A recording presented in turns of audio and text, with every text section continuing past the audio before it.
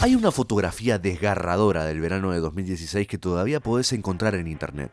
Lionel Messi se sienta solo en el banquillo del MetLife Stadium con la camiseta cubriéndole el rostro. Intenta desaparecer frente a 80.000 personas. Acaba de fallar su penal en la final de la Copa América y acaba de perder su cuarta final internacional en 9 años. En unas horas, a sus 29 años, entrará a una rueda de prensa. Le dirá al mundo que ha terminado su ciclo con la selección argentina y dejará flotando en el aire la frase más condenatoria de su carrera. Es evidente que esto no es para mí. 10 años después, el mismo hombre entra al Arrowhead Stadium en Kansas City, con 39 años, un isquiotibial apenas curado y los críticos haciendo más ruido del que han hecho en más de una década. Marca 3 goles contra Argelia.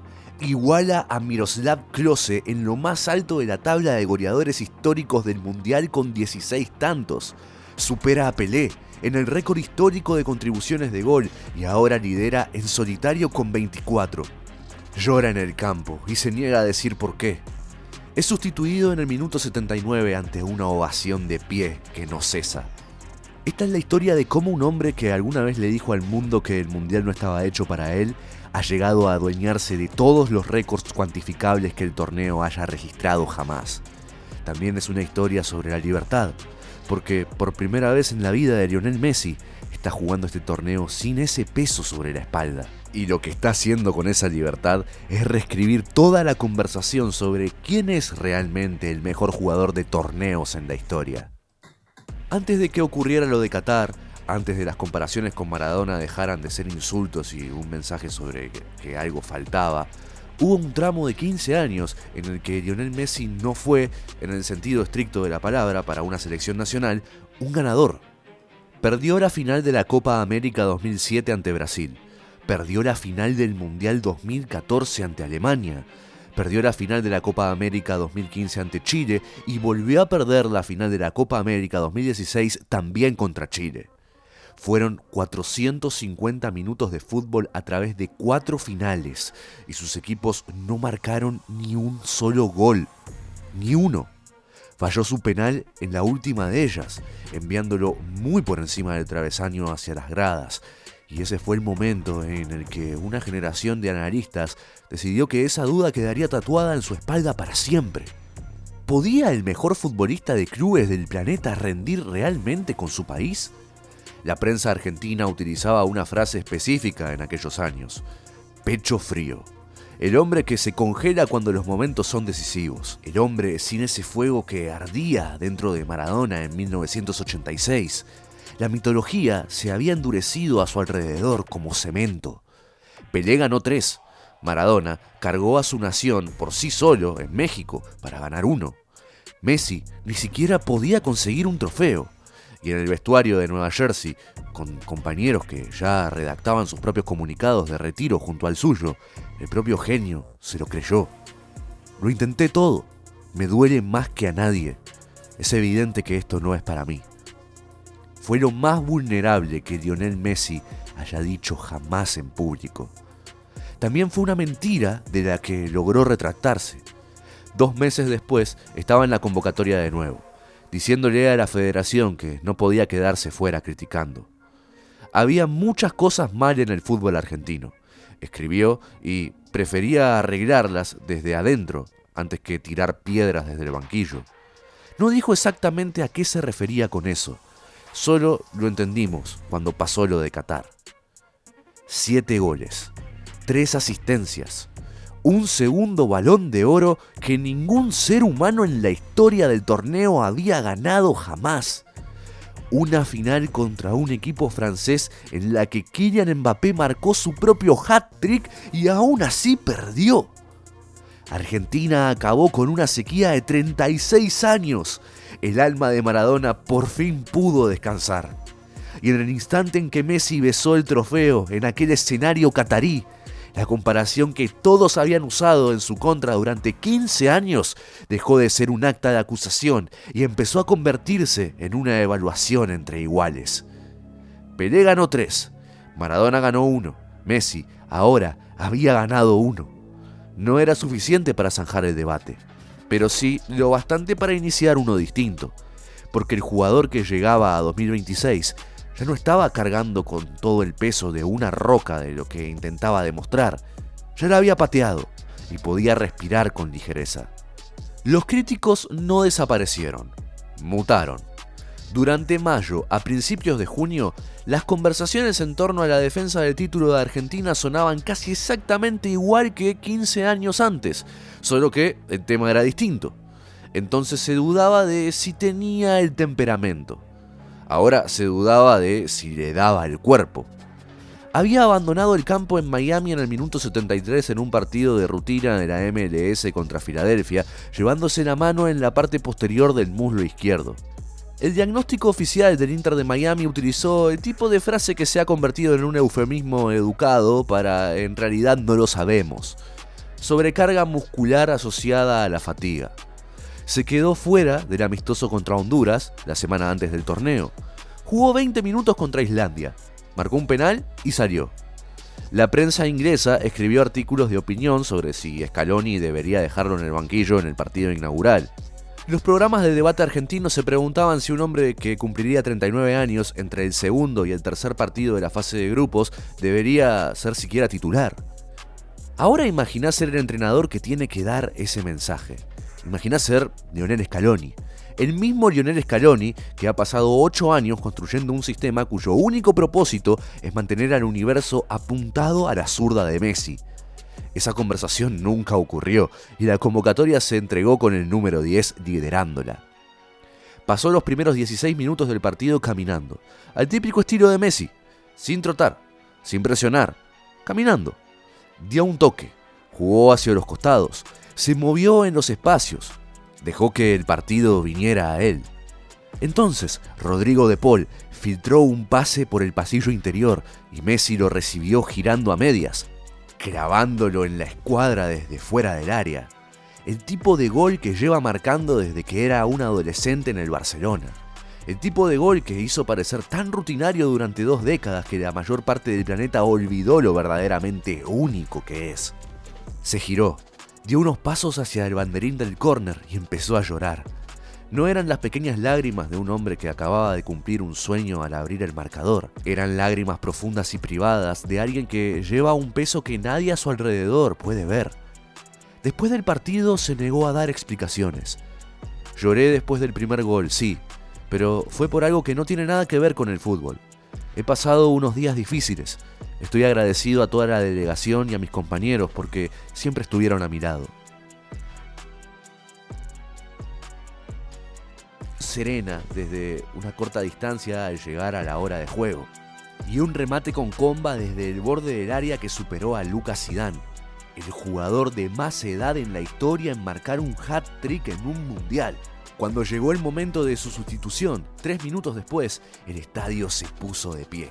Los argelinos también se pusieron de pie. Entendieron lo que acababan de presenciar. Su entrenador, Vladimir Petkovic, pronunció la frase más sincera de la noche en su rueda de prensa: "La clase es permanente". El filósofo francés Albert Camus escribió un ensayo titulado El mito de Sísifo. La premisa es el castigo griego en el que Sísifo es condenado por los dioses a empujar una roca hacia la cima de una colina por toda la eternidad, solo para verla rodar de vuelta hacia abajo cada vez que alcanza la cumbre. Camus interpreta esto no como el peor de los castigos, sino como la condición humana misma. Empujamos nuestras rocas y luego las vemos caer. La pregunta para Camus era si hay una manera de ser feliz dentro de ese bucle. Su respuesta es célebre. Hay que imaginarse a Sísifo dichoso. Significa que podemos encontrar una profunda plenitud y rebeldía en nuestras luchas al aceptar por completo el inherente sinsentido de la vida y elegir, de todos modos, vivir apasionadamente. Durante 15 años, Lionel Messi fue Sísifo en el escenario internacional. Empujó la roca hasta la final de la Copa América 2007 y la vio caer. Empujó hasta la final del Mundial 2014 y la vio caer. La empujó a 2 finales de Copa América más y la volvió a ver caer. Todas ellas sin poder detenerse a disfrutar la gloria. La versión del que vivimos en esos torneos era la de un hombre que constantemente batalla contra la pendiente. Cada minuto pesaba. Cada fallo era catastrófico. El mundo leía cada derrota como la prueba de que la roca pertenecía al pie de la montaña. En Qatar, esa roca finalmente se convirtió en la corona de la montaña para siempre. Y esto es lo que la lectura de Camus pasa por alto. El mito griego termina con la roca rodando hacia abajo. La versión futbolística no. Una vez que has empujado el monolito hacia la cima, tienes la oportunidad de bajar caminando sin él. Todo lo que haces a partir de ese momento se libera de su carga. Todo es un regalo. Esto es lo que estamos viendo en 2026. Miren su lenguaje corporal. Camina los primeros 15 minutos del partido inaugural del Mundial como solía caminar en un amistoso. Se ríe con De Paul durante el calentamiento, marca desde fuera del área. Scaloni lo describió tras el partido con una frase que podía haber sido escrita por el mismo Camus. Lleva 20 años haciendo esto. La gente que ve fútbol quiere verlo a él, no solo a los argentinos. Más allá del resultado, tenemos que disfrutarlo. Mientras Leo quiera, seguirá siendo el mejor. No había rebeldía en esas palabras. Había algo más parecido a la gratitud. Y esto es lo que la noche en Kansas City significa en los fríos términos de los registros, porque en algún momento el argumento tiene que reducirse a los récords. Messi es ahora uno de los únicos 3 jugadores de la historia que ha participado en 6 mundiales diferentes. Es el único jugador nombrado mejor jugador de un mundial en 2 ocasiones. Ha jugado 27 partidos en la Copa del Mundo, más que ningún otro ser humano. Ha jugado más minutos que nadie en la historia de la competición. Con sus 3 goles contra Argelia igualó a Miroslav Klose con 16 en la corona de máximo goleador histórico. Con sus aportaciones en el mismo partido superó a Pelé y ahora se sitúa en solitario en la cima de 24 goles y asistencias. Ha marcado en 5 partidos consecutivos de la Copa del Mundo. Ha marcado en 5 mundiales diferentes. Ha marcado contra 11 selecciones nacionales distintas, lo que es más que lo que cualquier futbolista ha logrado en la historia del torneo. También se convirtió contra Argelia en el jugador de mayor edad en la historia en marcar más de un gol en un partido de mundial. Superó a Roger Milla, quien ostentaba el récord antes que él. Pelé ganó 3 Copas del Mundo, marcó 12 goles. Maradona ganó un trofeo y protagonizó una de las campañas de torneo individual más cinematográficas de la historia. Marcó 8 goles. Klose, el hombre que ostentó el récord histórico durante 12 años, nunca ganó un Balón de Oro y nunca levantó el trofeo como el mejor jugador de su equipo. Cristiano Ronaldo, cuya carrera ha sido la competencia de Messi durante 2 décadas, aún no ha marcado un solo gol en un partido de eliminación directa de un mundial. Ninguno de ellos tiene el monopolio de las métricas. Solo un futbolista en la historia de este deporte lo tiene ahora. Sin embargo, solo 2 naciones han ganado la Copa del Mundo de manera consecutiva.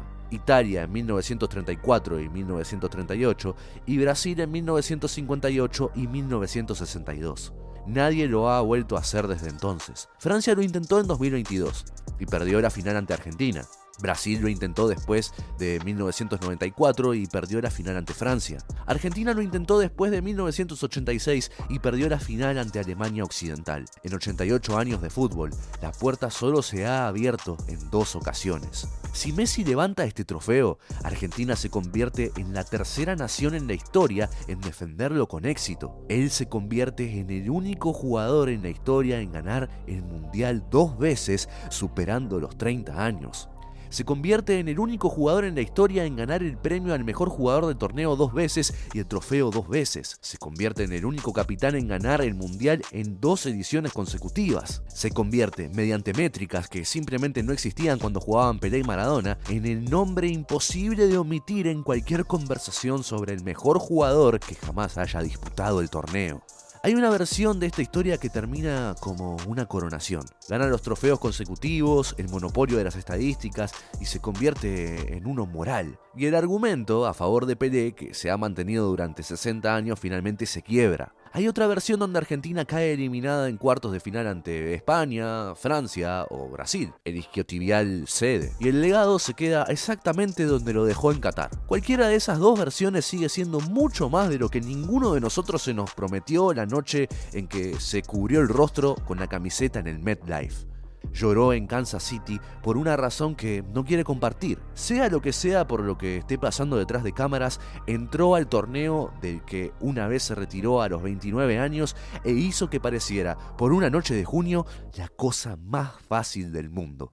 Pelé tiene 3, Maradona tiene 1 y un mito sagrado. Messi tiene un trofeo, todos los números que registran la competición, con la oportunidad de sumar un segundo a la cuenta en 5 semanas. Entonces, ¿dónde se traza la línea? ¿Es el mejor jugador de torneos de la historia el hombre que levantó el trofeo 3 veces en 15 años? ¿O el hombre que mantuvo a todo el escenario como rehén durante 2 décadas y luego nos enseñó al resto cómo interpretar las estadísticas? ¿Se mide la grandeza por la altura que alcanzás o por el tiempo que pasás en la cumbre? Y si Lionel Messi logra levantar el trofeo por segunda vez en el MetLife el 19 de julio, en el mismo pedazo de césped del que una vez se intentó esconder su rostro, ¿alguno de nosotros seguirá fingiendo que no hemos visto quién es indiscutiblemente el mejor futbolista de todos los tiempos de este deporte?